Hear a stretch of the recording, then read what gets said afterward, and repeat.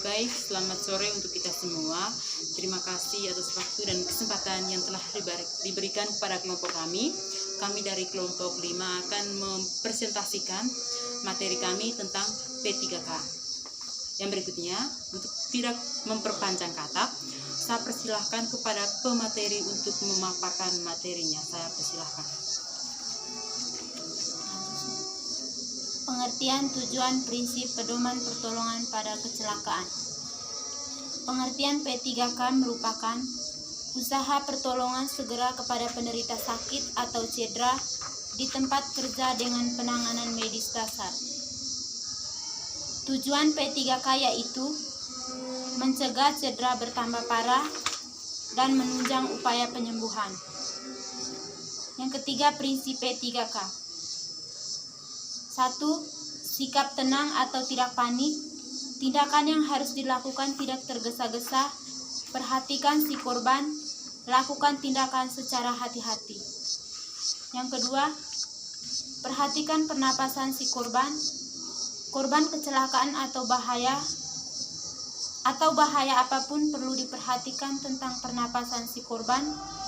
Misalnya napas tersegal-segal, napas terganggu, atau pernapasan terhenti. Yang ketiga, hentikan pendarahan apabila terjadi karena kecelakaan, segera dilakukan agar tidak menimbulkan kematian. Yang keempat, mengamankan si korban. Si korban harus diamankan dari bahaya atau kejadian yang akan timbul lagi, misalnya di jalan raya dan sungai. Yang kelima, lakukan penyelamatan di tempat. Sebelum dibawa ke dokter, korban harus ditolong di tempat yang aman. Yang keenam, lakukan tindakan penyelamatan dengan cepat, tepat, dan berhati-hati. Perhatikan pertolongan secara tepat dan tepat pada diri si korban yang membahayakan tubuh korban. Yang keempat, pedoman P3K. Pedoman P3K yaitu patut. Patut adalah penolong mengamankan sendiri lebih dahulu sebelum bertindak. Amankan korban dari gangguan di tempat kejadian sehingga bebas dari bahaya. Tandai tempat kejadian sehingga orang lain tahu bahwa di tempat itu ada kecelakaan. Usahakan menghubungi ambulans, dokter, rumah sakit, atau yang berwajib, polisi atau keamanan setempat. Tindakan pertolongan terhadap korban dalam urutan paling tepat. Yang berikut, alat dan bahan P3K. 1. Pinset.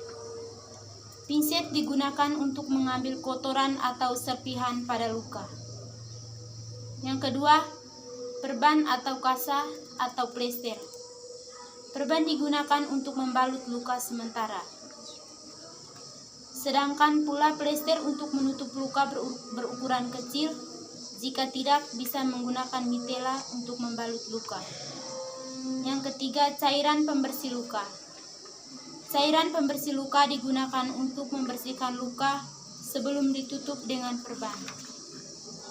Yang keempat, alkohol.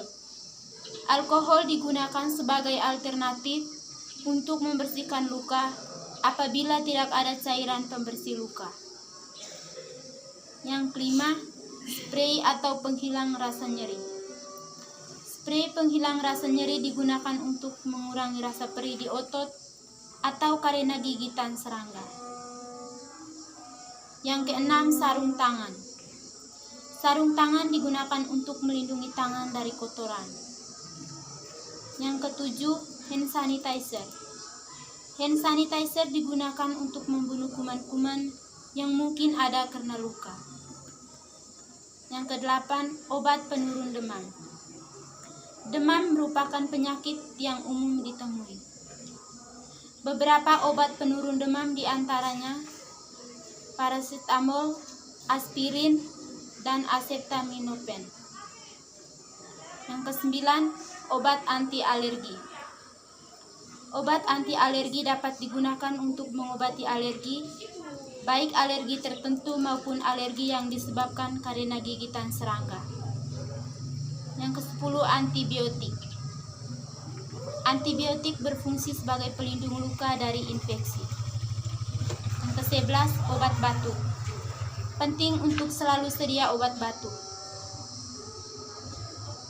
Obat batuk dapat digunakan untuk mengurangi intensitas batuk sebelum penderita dibawa ke dokter.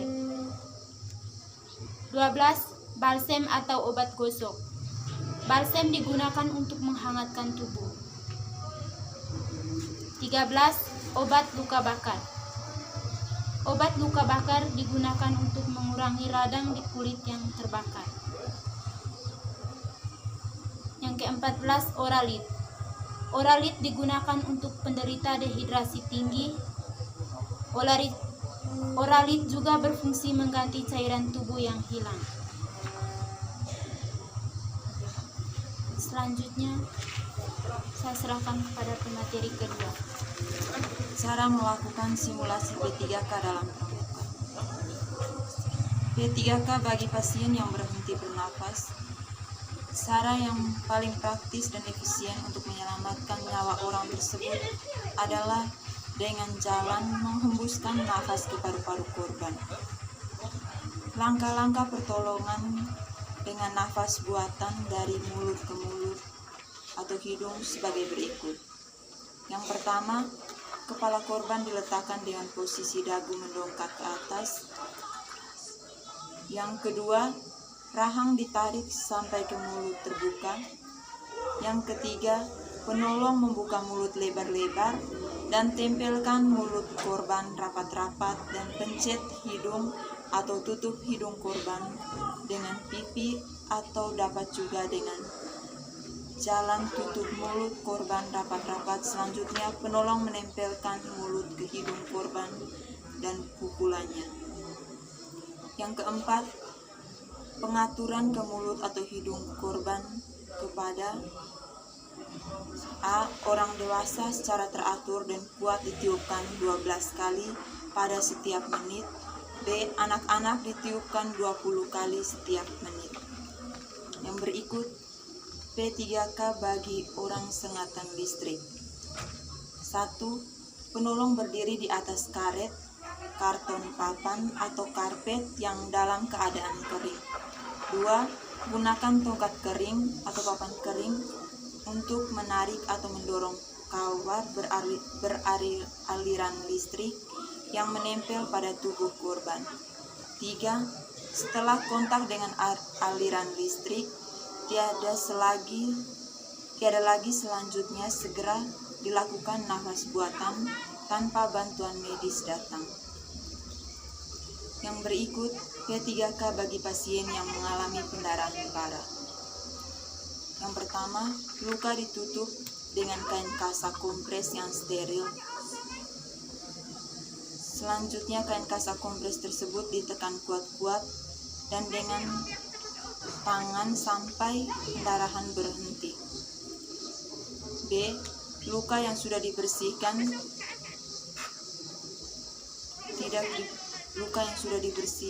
tidak dibersihkan karena pendarahan akan membersihkan luka itu sendiri. C. Pada semua kasus pendarahan serius, penderita selalu diancam shock untuk diselimuti dan ditempatkan pada posisi yang paling menyenangkan, dan semua yang mengikat pada tubuh harus termasuk ikat pinggang. Yang berikut pertolongan pertama mengurangi shock. 1. Setiap kecelakaan, kebakaran, keracunan yang parah sering kali disertai shock baik ringan atau parah, bahkan sampai fatal, karena shock merupakan reaksi tubuh yang ditandai oleh penurunannya atau terhentinya peredaran darah dan mengakibatkan penurunan persediaan darah pada organ-organ penting. 2. Tanda-tanda shock. A. Denyut nadi cepat tapi merasa lemas. B. Muka pucat, kulit dingin, keringat dingin, dan telapak tangan kadang-kadang menggigil. Merasa haus, merasa mual, nafas tidak teratur, tekanan darah sangat rendah. 3 pertolongan pertama mengurangi shock antara lain meniadakan hambatan-hambatan pada saluran nafas, memberi nafas buatan, menyelimuti dan meletakkan penderita pada posisi yang paling menyenangkan, menghentikan pendarahan. Yang keempat, langkah-langkah pelaksanaan pertolongan pertama mengurangi shock. Baringkan korban dengan posisi kepala yang sama datar atau lebih rendah dari tubuh dengan tujuan untuk menambah aliran darah ke jantung dan ke otak. Selimuti pasien dan hindarkan dari lantai serta udara dingin. Usahakan pasien tidak melihat lukanya. Pasien atau penderita yang sadar, tidak muntah dan tidak mengalami luka di perut dapat diberi larutan shock yang terdiri dari pertama 1 sendok teh garam dapur, yang kedua setengah sendok teh tepung soda kue, yang ketiga 4-5 gelas air, yang keempat teh bisa juga ditambah air kelapa atau kopi kental atau teh. Yang berikutnya, perlakukan pasien dengan lemah lembut sebab rasa nyeri akibat penanganan yang kasar bisa menjerumuskan korban pada shock yang lebih parah. Yang berikut, cepat-cepat panggil dokter. Yang berikutnya, P3K patah tulang. Yang pertama, tanda-tanda patah tulang. Penderita tidak dapat menggerakkan bagian yang luka. Bentuk bagian yang terkena tampak tidak normal. Ada rasa nyeri kalau digerakkan, kulit tidak terasa kalau disentuh, pembengkakan dan warna biru di sekitar kulit yang luka. Yang kedua, pedoman umum pertolongan pertama terhadap patah tulang. Yang pertama, kalau korban harus dipindahkan dari tempat yang membahayakan, pindahkan korban dengan cara yang menarik tungkai atau ketiaknya, sedangkan tarikannya harus searah dengan sumbu panjang badan. Yang kedua, kemudian lakukan pemeriksaan apakah ada luka-luka lain. Yang ketiga, kalau bantuan medis terlambat, sedangkan penderita harus diangkat, jangan mencoba memperbaiki letak tulang, pasanglah selalu pembelat atau bidai sebelum menggerakkan atau mengangkat penderita.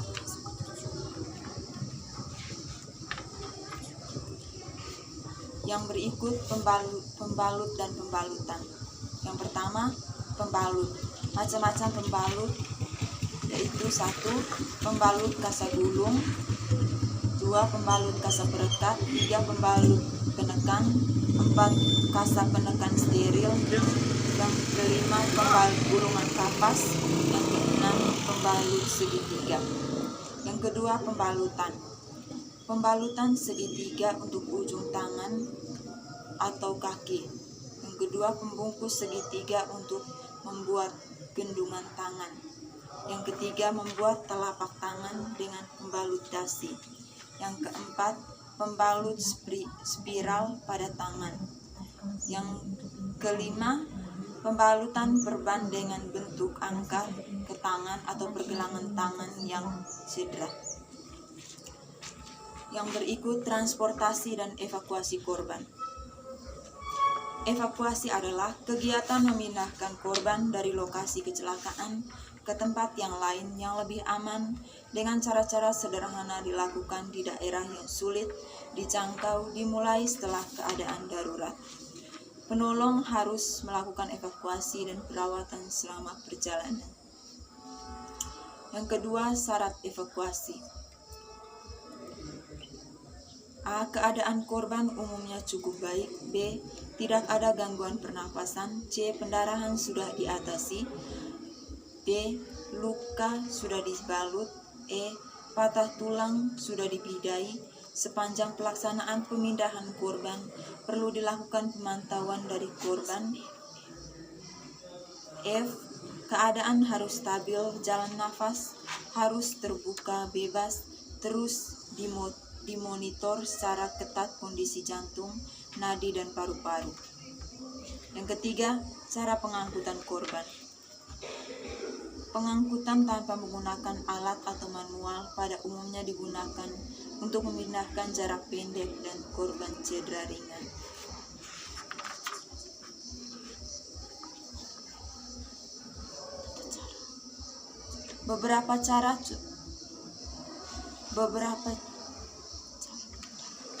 Tata cara pemindahan korban. Yang pertama, 1. Alat bantu dengan tandu-tandu khusus, tandu papan, tandu bambu atau dahan atau matras dengan kendaraan darat, laut, dan udara.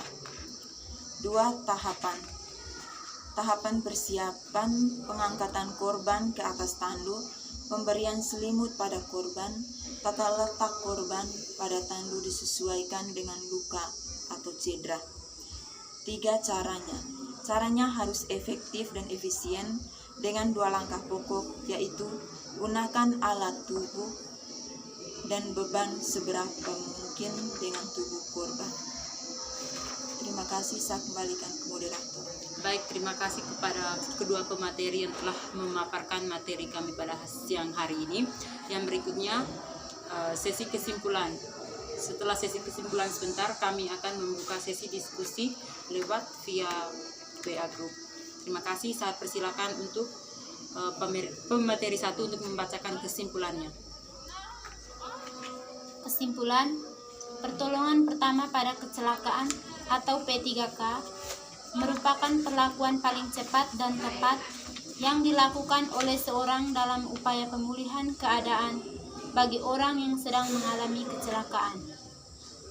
P3K memiliki tujuan, prinsip, dan pedoman yang harus dimengerti dan dipahami oleh penolong agar dapat memperbaiki keadaan, bukan malah memperburuk keadaan.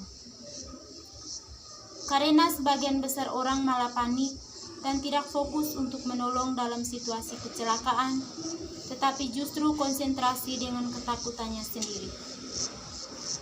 Dalam melakukan tindakan P3K, pihak penolong harus memiliki alat dan bahan yang digunakan untuk menangani luka yang dialami oleh korban dengan sesegera mungkin. Biasanya alat dan bahan ini diletakkan di dalam kotak yang disebut kotak P3K. Kotak ini berukuran tidak terlalu besar, sehingga bisa dianggap cukup cocok untuk dibawa dalam perjalanan. Karena dimanapun dan kapanpun manusia tidak tahu kecelakaan yang akan menimpanya. P3K bisa dilakukan oleh orang awam sekalipun sebelum ditangani langsung oleh ahli. Terima kasih, selanjutnya saya kembalikan ke moderator.